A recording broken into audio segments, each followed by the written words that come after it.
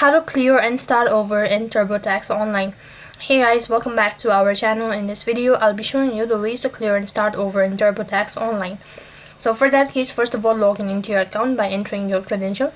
And once logged in, you need to select the option to continue with the existing tax return. So this is my existing tax return info. And here, you need to navigate the main menu or navigation bar within the TurboTax.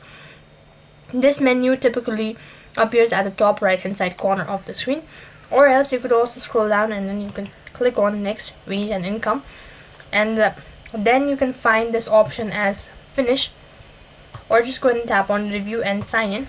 And within the main menu or navigation bar, there should be an option labeled as clear and start over or something similar. This option is usually located in the settings or preference section of the TurboTax, and when you select the option, then TurboTax will typically ask you to confirm that you want to clear your current start over from the very first.